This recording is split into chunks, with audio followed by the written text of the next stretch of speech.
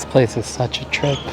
It really feels like you've just kind of gone back into time. Like I said, Samarkand kind of felt that way, but this is another level. This feels like actually 500 years ago. It's so cool.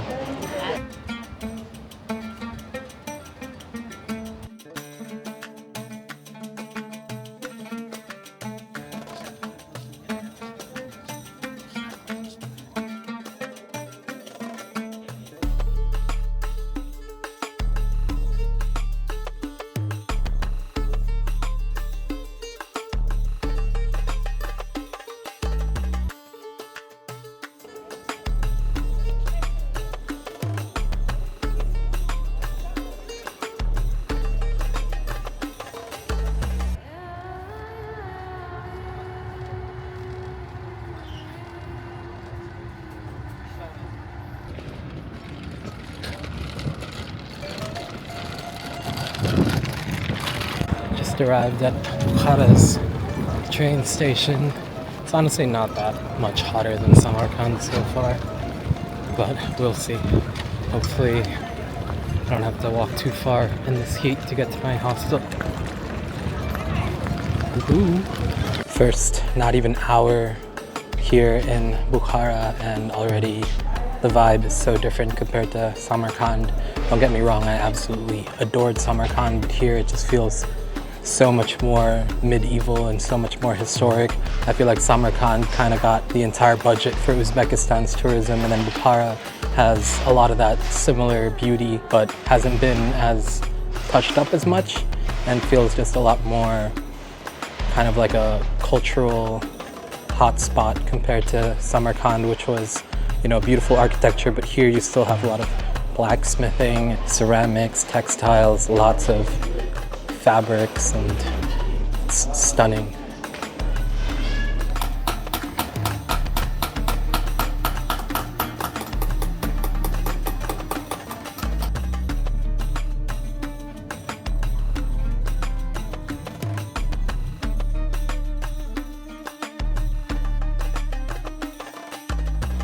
Look at this place, man. What even is that? Looks like a chess piece. This is crazy.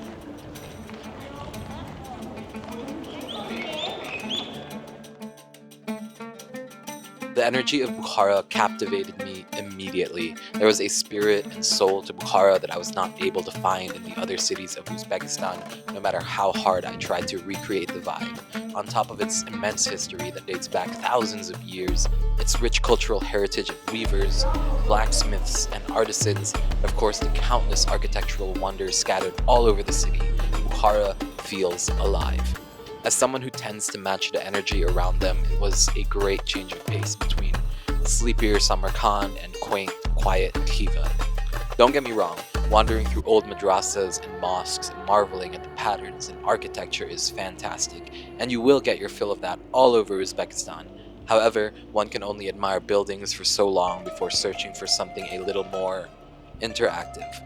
While there is plenty of gorgeous and unique architecture to gawk at in Bukhara, there is also just enough variety to spice things up and keep the brain stimulated. Even if it was something as simple as watching local musicians play and dancers perform, or something more hands-on like a blacksmithing masterclass. Yes, you heard that right, you can take a blacksmithing masterclass here in Bukhara. The people of Bukhara were also, I'd say, the friendliest that I'd met in Uzbekistan, and it was nice to be able to chat with artisans and craftsmen without the intense, constant pressure to buy something. Bukhara is full of beautiful handmade things to look at, from its intricate rugs and carpets on display everywhere that there's space, to the swords and daggers crafted with immaculate precision.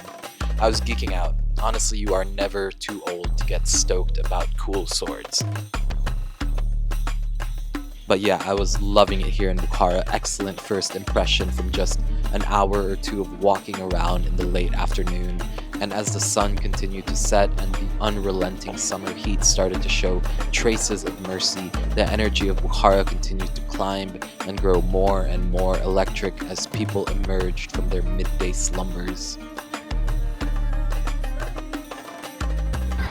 One of the things you have to do here is grab a meal at Labi Hovuz, which means by the pond. What? Swans. Now eating at Labi Hovuz, little restaurant right by this pond, and right next to this absolutely gorgeous madrasa. Perfect sunset vibes. Now time for my first beer here in Uzbekistan. Got a nice little draft beer right by the pond here at Labi Hovuz.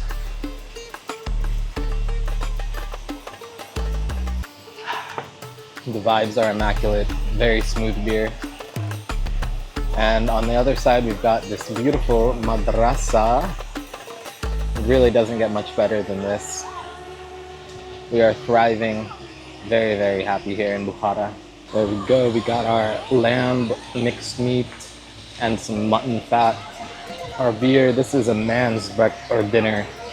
Let's get it on the plate. Melt in your mouth. Let's leave it on there for now. A bit of this mutton fat, then a couple potatoes, and a wham bam. Meats here, how they just come with a sword. Like you could kill someone with this. Oh, it's massive. Wow. I don't even know how to eat this. Like the others, I scrape off the thing, but this one I think I just have to bite straight into it like a man.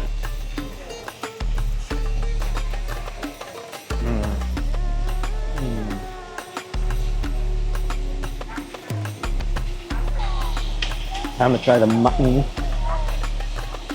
Ooh.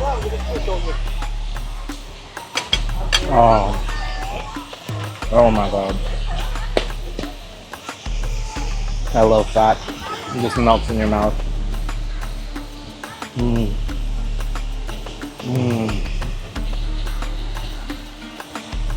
Some raw onion. That is a meal.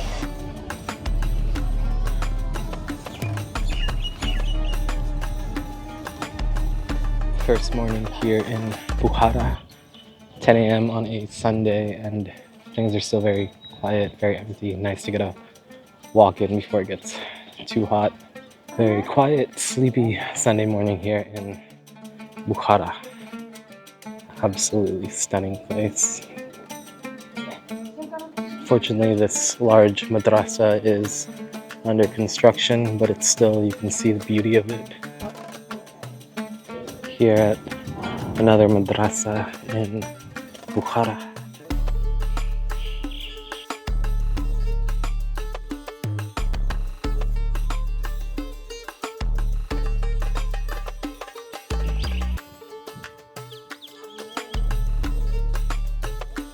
A guy just asked me to film him.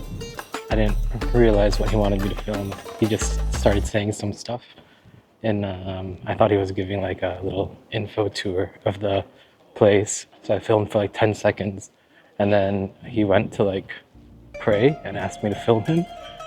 And I think for about 4 or 5 minutes, I was just standing there like filming this man. And I don't think anyone knew that he had asked me to film him. So it was just kind of weird. And I was just like, then after like 5 minutes, he got up and I was free. But I need to learn how to start saying no to people because that was kind of awkward.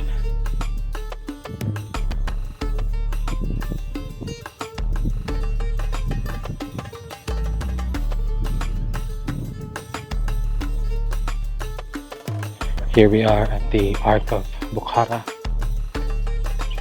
Absolutely intimidating, menacing city walls.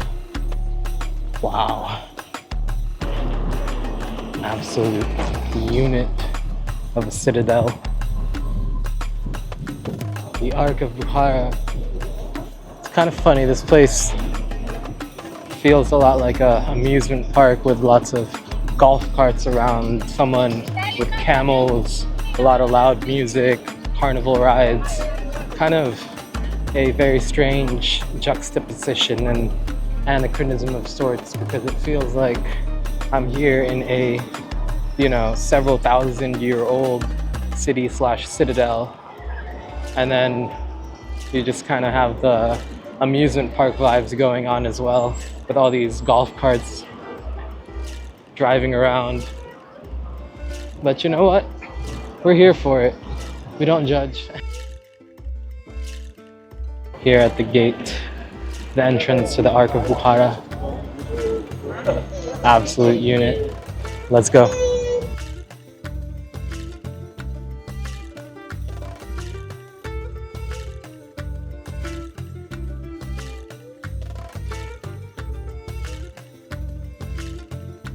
Big part of the Ark of Bukhara is still being excavated and being restored. And here we're at an active kind of restoration. This is the archaeological site of the Ark of Bukhara. And who knows how old a lot of these things are.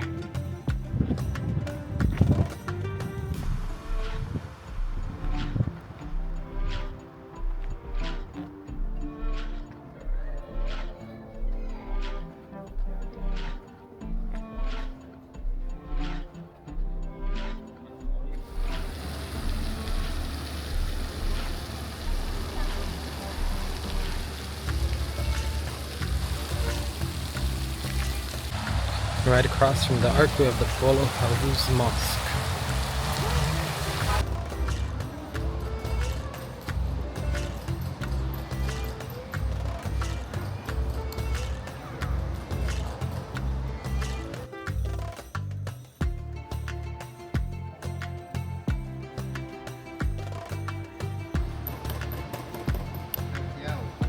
Yes, Pacquiao the boxer.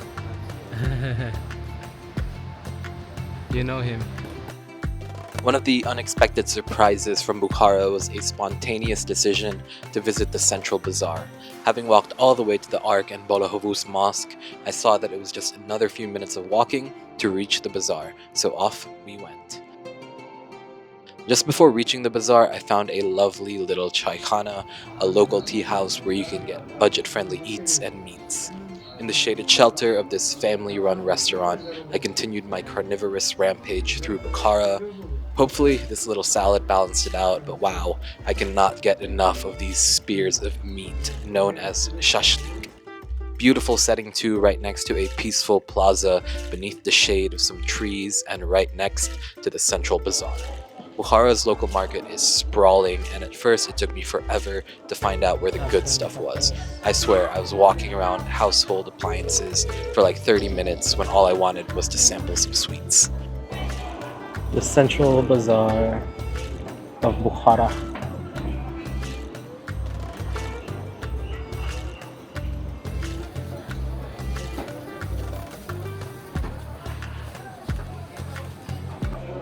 Look at this pile of spices.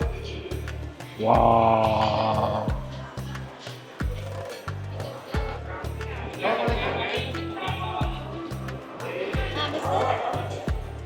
We're now trying Uzbek yogurt.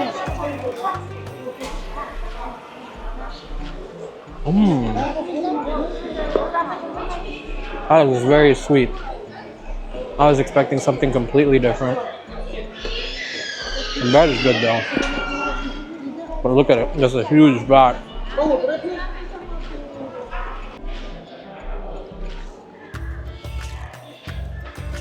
Very vibrant bazaar. This bazaar is huge. There's so many different parts.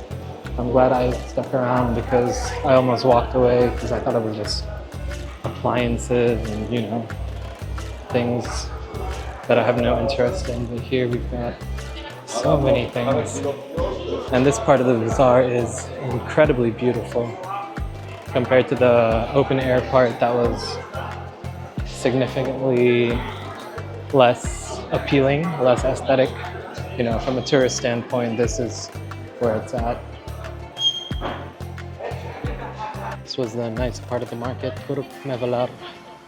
Again, another Turkish word, meva, fruits, mevalar.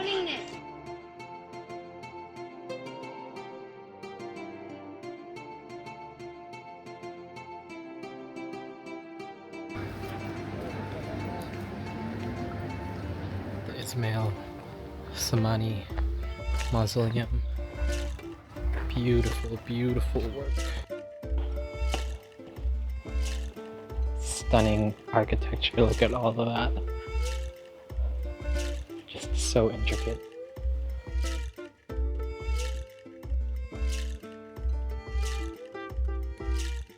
Just so different from everything we've run into so far.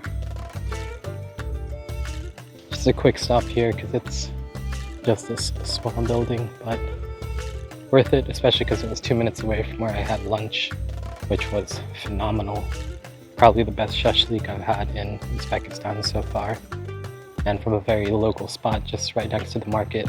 The kid spoke phenomenal English, so I was like, all right, at least I know what I'm ordering this time because he could explain it to me.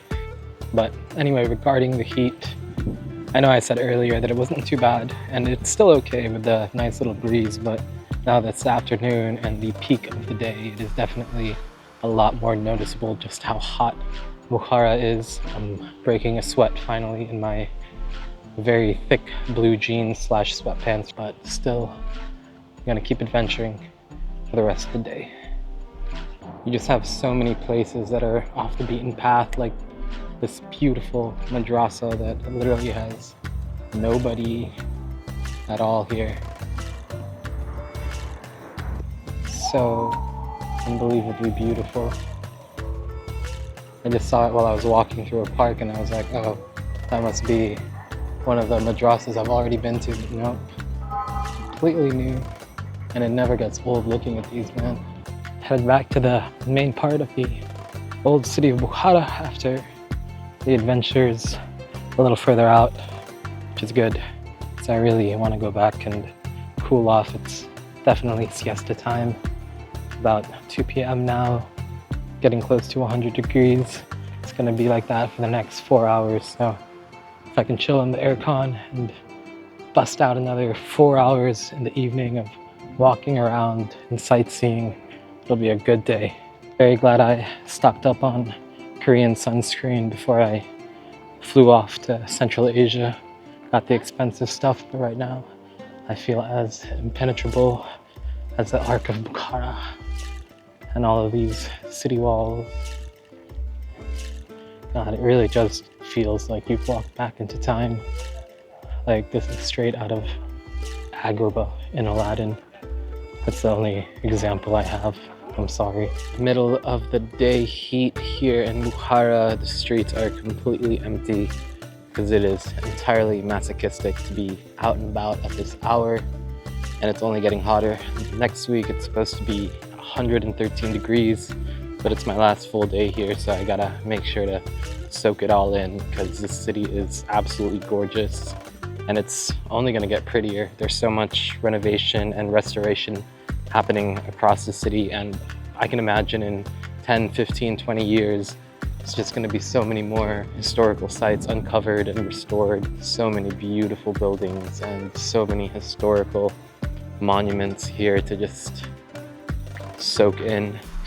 Really love the vibe here.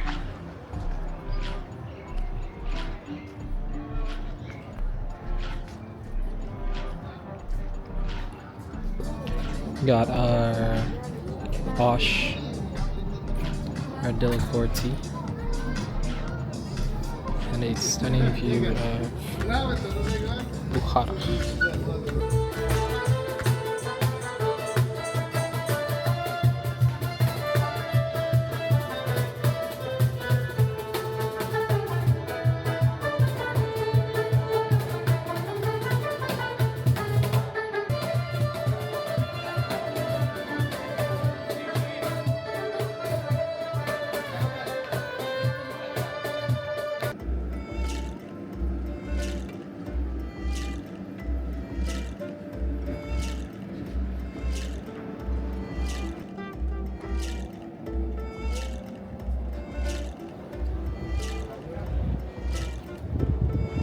Very adorable coffee shop.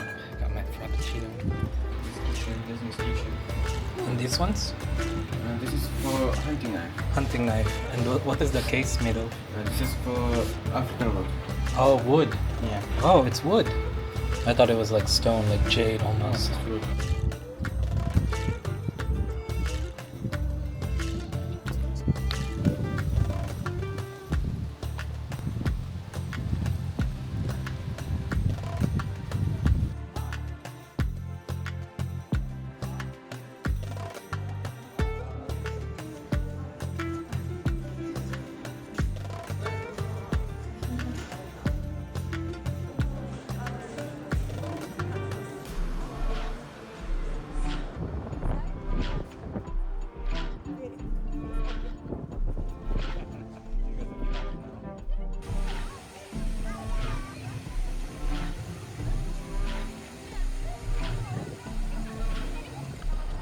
Back at it here at the Bukhara train station.